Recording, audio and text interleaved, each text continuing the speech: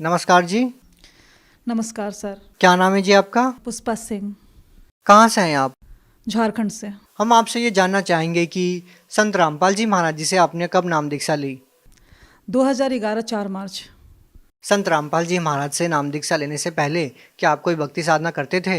हाँ जी, करते थे। हिंदू मुताबिक में जो देवी देवता का भक्ति करते थे उसी के अनुसार हम चल रहे थे, पर कोई लाभ नहीं मिल रहा था। क्या भक्ति साधनाएं करते थे आप? देवी देवता की भक्ति, जैसे शंकर भगवान, हनुमान जी। व्रत वगैरह करते थे? हाँ, किया करते थे, जैसे हमारे घर में बताया करते थे तो किया करते थे। आपसे ये जानना चाहेंगे कि फिर आपने संत रामपाल जी महाराज जी से नाम दीक्षा क्यों ली? क्या कारण हुआ कि आपको संत रामपाल जी महाराज जी से नाम दीक्षा लेनी पड़ी? इसके पीछे ये कारण है सर कि अचानक 2010 में मेरी तबीयत काफ़ी बुरी तरह से ख़राब हो चुकी थी, जिसके वजह से हमारे ऊपर काफ़ी अचानक 2010 में मई में मेरी तबीयत काफ़ी ख़राब हो गई। रात 12 बज रहे थे, अचानक मेरा हालत एकदम बिगड़ गया। जीभ काफ़ी लंबे लंबे निकलने लगे और बाल ऑटोमेटिक खुल जाया करता था और आँख घूमने लगते थे। तो मेरे हस्बैंड सोचे कि क्या हो गया अचानक, इसका माइंड क्या हो गया। उसके बाद दूसरे दिन हुआ तो लोग जो वहाँ पर जो हम जिस फ्लैट में रहते थे वहाँ के जो मेंबर थे, एक तो बताएं कैसे उसके ऊपरी बाधा है, जिसके वजह से फिर जाकर वहाँ से जो तांत्रिक होते हैं मुस्लिम धर्म के, उनको बुलाया गया तो वो कुछ भी नहीं कर सका। यहाँ तक कि जो हनुमान जी को लोग बोलते हैं कि हनुमान चालीसा पढ़ने से भूत प्रेत भाग जाते हैं, ऐसा कुछ नहीं है, क्योंकि हमें पता है कि जब मेरे पास भूत प्रेत का बाधा होता था तो हनुमान जी को लोग पूरा जो पुस्तक था वो मेरे हाथों में दे दिया। हम हनुमान जी का पुस्तक हाथों से पढ़ा करते थे पर कुछ होता नहीं था, और मेरा पूरा सर एकदम, आँख पूरा घूमने लगता था, बाल पूरा एकदम ऑटोमेटिक खुल जाता था। तो मेरे घर के सारे लोग बहुत काफ़ी परेशान थे, एकदम काफ़ी निराश हो गए, जिसके वजह से काफ़ी उन लोग को मतलब दुखों का सामना करना पड़ा। मेरे माँ पिताजी काफ़ी रो रहे थे क्योंकि उस घर की सबसे बड़ी बेटी थे, तो जिसके वजह से वो लोग काफ़ी दिखाने का कोशिश किए, पर कुछ दिन तक ठीक रहता था, पर ऐसा कुछ नहीं हुआ। जब वहाँ हजारीबाग में ठीक नहीं हुआ तो फिर मेरा गांव पड़ता है आरा जिला, वहाँ पर भी लोग दिखाएं किसी न किसी मतलब तांत्रिक से, देवी देवता से, मंदिरों में हनुमान जी, काली जी का सब जगह गए, पर वहाँ भी कुछ ऐसा निवारण नहीं हो सका। उसके बाद फिर वहाँ से वापस आए तो हमारे घर मैके जमशेदपुर पड़ता है, वहाँ पर भी गए तो नवरात्र सब मेरी मम्मी लोग की थी, पर ऐसा कुछ होता नहीं था। मेरा ऑटोमेटिक नवरात्र के ही दिन में मेरे पूरे मतलब 9-10 भूत प्रेत का बाधा ऐसा लग रहा था। फिर मेरी मम्मी बहुत घबराई, फिर एक मुस्लिम धर्म के तांत्रिक के पास लेकर गई, जिससे पता चला कि मेरे अंदर 7-8-10 भूत थे। तो जिसके वजह से वहाँ पर मतलब कुछ दिन तक तो ठीक रहे, 1-2 महीना तक। उसके बाद फिर मेरा वही स्टार्ट होने लगा। फिर दोबारा 2011 में मेरा फरवरी मार्च में मेरे अचानक तबीयत काफ़ी ख़राब हो गया, क्योंकि 26 जनवरी 2011 में नेशनल गेम लगा हुआ था रांची में, जिसकी वजह से हम वहाँ पर कोच का काम करते थे। मेरी अचानक तबीयत काफ़ी ख़राब हो गई, जिसकी वजह से मेरी मम्मी तुरंत जमशेदपुर लेकर गई। वहाँ पर मेरी हालत ख़राब होने की वजह से तांत्रिक के पास गए। वहाँ पर जितने भूत प्रेत था वो निकालने का कोशिश करता था। उसमें से एक कुल देवता थे हमारे जो घर के, मम्मी पापा के घर के मायके घर कुल देवता थे, अनजान बाबा जिनका नाम था। तो वो उस तांत्रिक से नहीं निकल रहा था। उसने पूरे डंके के चोट पे बोल दिया कि अपने बेटी को तू बचा नहीं सकता, चाहे तू कहीं भी किसी भी कोना में पृथ्वी के किसी भी चल जाओ, नहीं बचा सकता है। अगर तुम्हारी बेटी बच सकती है तो सिर्फ एक ही जगह बच सकती है, हरियाणा में बापों का बाप बैठा है, यानी वो परमात्मा बैठा है, वहाँ पर ही तुम्हारी बेटी बच सकती, नहीं तो कहीं भी किसी भी धरती के कोने पर, क्या पूरे ब्रह्मांड में नहीं बचा सकता, सिर्फ हरियाणा में ही जाएगा तो तुम बचा सकते हो। किसने बोला ये? ये मेरे जो अंदर भूत था, कुल देवता अनजान बाबा का नाम से, वो फेमस था, तो उसने कहा। क्या उससे पहले आप लोगों ने संत रामपाल जी महाराज जी का नाम सुना था? नहीं, नाम नहीं सुना था, इसके वजह से हम काफ़ी परेशानियों से घिरे हुए थे। ये कब की बात है? ये 2011 की बात है। इससे पहले आपने कभी संत रामपाल जी महाराज जी का नाम नहीं सुना था? नहीं, 2010 में मेरे हस्बैंड को बुक मिली हुई थी, जो उन्होंने हमें बताया नहीं था कि ज्ञान गंगा पुस्तक उनको मिल चुका है, क्योंकि ट्रेन में वो लेकर आए और फिर वो वैसे ही घर में रख दिया। आपको बाद में पता चला? हाँ, 2011 में जनवरी के समय में उस बुक को अचानक हम, जैसे हस्बैंड वाइफ दोनों जॉब करते हैं, तो मेरा लेज़र पीरियड था, तो मेरा खाली पीरियड था, तो हम सोचे कि इस बुक में क्या है, ज्ञान गंगा नाम में कुछ डिफरेंट बुक है, तो उस बुक को हम लेकर गए। दरअसल हम आपसे ये जानना चाहते हैं कि संत रामपाल जी महाराज जी का नाम, जो आपके अंदर जो प्रेत आत्मा थी, जिनको आप बता रहे हैं कोई बाबा थे, उन्होंने कहा कि संत रामपाल जी महाराज हरियाणा में कोई संत है, ऐसा महात्मा है जो आपकी इस भूत प्रेत की बाधा को ठीक कर सकता है। तो हम आपसे ये जानना चाहते हैं कि आपके पति को जो पुस्तक मिली थी, क्या उस टाइम पे आपको पता चल चुका था संत रामपाल जी महाराज जी ही आपकी इस समस्या को दूर कर सकते हैं? ये पुस्तक 2010 में अगस्त में मिला ट्रेन में, जो मैं पढ़ नहीं सकी थी, उसको ठीक जनवरी में मैंने 2011 में पढ़ा। उस पुस्तक को पढ़ने के बाद बहुत सारा चमत्कार पड़े हुए थे। मैंने कभी नहीं सुना था संत रामपाल जी महाराज जी के बारे में, तो सिर्फ मैंने इतना सोचा कि परमात्मा भगवान का जो उसमें लाभ कैसे होता है, किस तरह होता है, भगवान कैसे सुख देता है, उस ज्ञान गंगा पुस्तक के पढ़ने के बाद ही पता चला। पहले तो ऐसा था कि भक्ति करते थे पर लाभ कुछ होता नहीं था।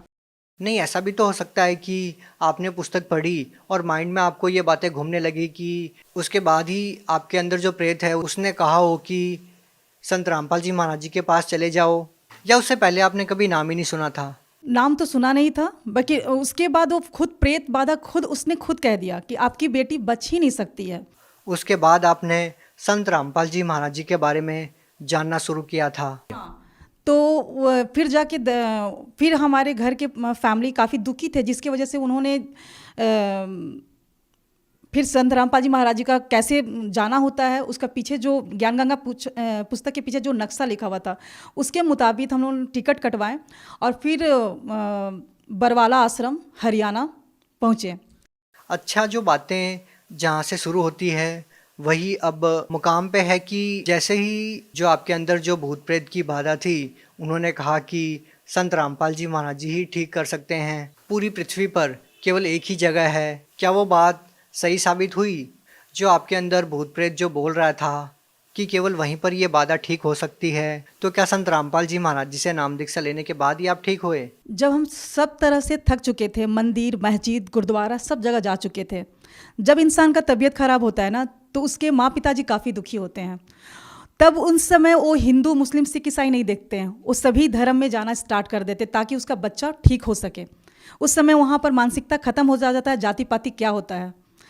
तो उसके बाद हमारी जब संत रामपाल जी महाराज जी के शरण में गए, तो जो हमारे भूत पाता का बाधा था, जो हम जिसकी वजह से काफ़ी परेशान हुआ करते थे, वो संत रामपाल जी के महाराज जी के शरण में जाते ही और नाम दीक्षा लेते ही आशीर्वाद मात्र से, सिर्फ दर्शन फर्स्ट बार ही मैंने किया था, ये भी नहीं जानते थे कि संत रामपाल जी महाराज जी कि मतलब क्या होता है। मतलब वहाँ पर जैसे गए तो वहाँ के सभी आश्रम में रखते ही पाँव एक अलग सा माहौल लगा, एक अलग सा दुनिया, जहाँ लगा कि पूरा दुखों का संसार में से निकल के सतलोक जो आश्रम पहुँचे, लगा कि एक बहुत सुकून शांति भरा दुनिया था। जो हमें प्यार उस दुनिया में नहीं मिल सका, वो सतलोक आश्रम में मिला, अपनापन। और संत रामपाल जी महाराज जी के पास जाते हैं हमारा तुरंत जो हमारे भूत प्रेत का जो बाधा था, वो संत रामपाल जी महाराज जी के दया से एकदम बिल्कुल पूरी तरह से ठीक है। और जो छोटी मोटी हमारी जो बीमारियां थी, बहुत सारी बीमारियां थी छोटी मोटी, वो तो परमात्मा ने उसी समय हमारे जो उनके मंत्र जो देते हैं संत रामपाल जी महाराज जी, उसमें इतनी पावर है, इतनी शक्ति है। उस मंत्र को करते करते में जो हमारी छोटी मोटी जो भी बीमारियां थी या जो भी थी, माइग्रेन थे, उस सारे परमात्मा के उस मंत्र के करने से ही हो गए समाप्त। तो आपकी जो इतनी बड़ी समस्या थी वो संत रामपाल जी महाराज जी से नाम दीक्षा लेने के बाद ठीक हो गई। इसके अलावा संत रामपाल जी महाराज जी से नाम दीक्षा लेने के बाद आपको कोई लाभ मिला हो? ऐसे तो संत रामपाल जी महाराज से जुड़ने के बाद भगवान क्या होता है, कैसे सुख देता है, ये संत रामपाल जी महाराज जी के शरण में ही आने से पता चला। जैसे सभी संत कहा करते थे कि सबका मालिक एक है, और कहीं कहीं पढ़ा भी करते थे, किसी मंदिर में या ट्रक के पीछे पढ़ा करते थे कि सबका मालिक एक है, पर किसी ने उसका नाम नहीं बताया कि वो मालिक है कौन। संत रामपाल जी महाराज जी विथ प्रूफ के साथ ये साबित करते हैं कि वह पूर्ण परमात्मा, सबका मालिक एक है, जिसका नाम कबीर है। तो वो पूरे सभी धर्मों से रिलेटेड जितने बुक है, गुरु ग्रंथ साहिब, गीता, बाइबल, वेद, उस सबसे निकाल के पूरा प्रूफ के साथ वो साबित किए हैं कि सुप्रीम परमात्मा सिर्फ कबीर परमेश्वर है। उसकी भक्ति करने से ही संपूर्ण लाभ मिलता है। आपसे एक बात और जानना चाहेंगे कि संत रामपाल जी महाराज जी जो भक्ति साधना आप लोगों को बता रहे हैं, ये भक्ति साधना पूरे विश्व में कोई नहीं बता रहा है, तो ऐसा कैसे संभव हो सकता है कि संत रामपाल जी महाराज जी ही आप कहते हैं कि केवल वही शास्त्रों के अनुसार भक्ति बता रहे हैं, बाकी अन्य जो संत है वो नहीं बताते? सर, संत रामपाल जी सभी संतों से एकदम अलग हैं, क्योंकि संत रामपाल जी जो ज्ञान बताते हैं, एक टीचर होता है तो अपने बच्चों को सिलेबस के अनुसार ही पढ़ाता है। तो क्या आज तक जो भी लोग साधना कर रहे हैं वो सिलेबस के अनुसार नहीं कर रहे हैं? ये कैसे संभव हो सकता है? सर, बिल्कुल नहीं कर रहे हैं। तो आपको वो कौन सी साधनाएं ऐसी लग रही है जो लोग करते हैं जो शास्त्रों के विपरीत है? सर, कहना चाह रहे हैं कि जो भक्ति होता है जिससे लाभ हो सके, हमारे संकटों का निवारण हो सके, आपत्तियां टल सके, इंसान इसीलिए भक्ति करता है, सुख की खोज के लिए, शांति के लिए, मानसिक के लिए या शारीरिक सुख के लिए। पर जो वो भक्ति है, उस भक्ति में अगर किसी को शारीरिक कष्ट है, मानसिक कष्ट है, किसी को आर्थिक कष्ट है, जो संपूर्ण लाभ मिलना चाहिए भक्ति से, वो मिल नहीं पाता है। इसलिए आप कह रहे हैं कि वो शास्त्रों के विरुद्ध भक्ति है। एक प्रमाण तो ये। हाँ, वो शास्त्र विरुद्ध भक्ति है। और इस संत रामपाल जी महाराज जी, पूरे पृथ्वी पर सिर्फ एक ही संत रामपाल जी महाराज जी हैं जो पूरे शास्त्रों के अनुकूल भक्ति बता। मेरा सवाल ये था कि आपको ऐसी कौन सी वो बातें लग रही हैं कि ये शास्त्रों के विरुद्ध है, जो क्रियाएं आपको लगती है आम समाज में, और आप जो क्रियाएं कर रहे हैं वो शास्त्रों के अनुसार है? ऐसा क्या डिफरेंस आपको लगा? सर, शास्त्र विरुद्ध भक्ति में ये है कि जो गीता में मना किया गया है कि व्रत नहीं करना है, फिर भी लोग करते हैं, श्राद्ध नहीं निकालना है, फिर भी लोग करते हैं।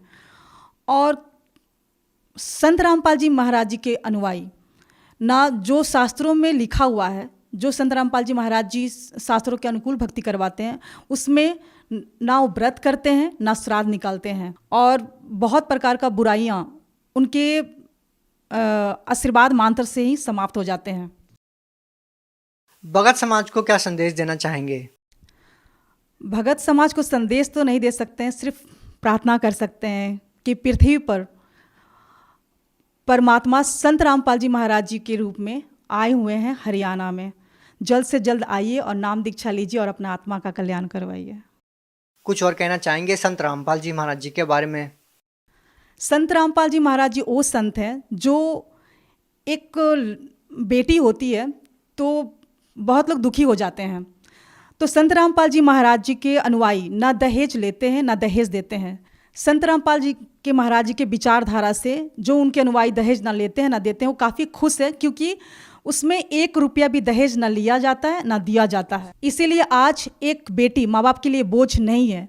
जो सरकार नहीं कर पा रही, वो संत रामपाल जी महाराज जी अपने सत्संग के माध्यम से, अपने विचारधारा के माध्यम से समाज में जो फैली हुई बुराई है, नशा, दहेज प्रथा और अनेकों बुराइयां जो होती है, वो संत रामपाल जी महाराज जी दूर कर रहे हैं। आपके परिवार में और कौन जुड़ा हुआ है? हमारे परिवार में हमारे हस्बैंड और बेटा बेटी। क्या कोई आपके परिवार में ऐसा सदस्य है जो पहले नशा करता हो और संत रामपाल जी महाराज जी से नाम दीक्षा लेने के बाद वो नशा नहीं करता? हाँ सर, हमारे हस्बैंड नशा करते थे, पर वो संत रामपाल जी महाराज जी के शरण में जाते ही सिर्फ फर्स्ट डे, जिस दिन हम फर्स्ट दिन नाम दीक्षा लिए, उसी दिन संत रामपाल जी महाराज जी के आशीर्वाद से ही बस एक क्षण में वो नशा समाप्त हो गया। कभी कभार भी नहीं करते? नहीं, कभी नहीं करते, ना उनका इच्छा करती है। आप एजुकेटेड हैं, आप क्या मानते हैं कि एक संत के आशीर्वाद से, केवल उनके वचनों से ही कोई व्यक्ति कैसे नशा छोड़ सकता है? सर, संत रामपाल जी महाराज जी के वचनों में शक्ति है। जो पूर्ण संत अगर धरती पे तत्वदर्शी संत के रूप में परमात्मा ही उतर सकता है, उसके शब्दों शक्ति में काफ़ी शक्ति होती है। तो उनके सिर्फ आशीर्वाद मात्र से ही तुरंत वो नशा समाप्त हो गया, और उस दिन के बाद से वो कभी 2011 के से आज 2020 हो रहा है, उसे कभी नशा किसी ने नहीं किया है। बहुत बहुत धन्यवाद। सत साहेब जी।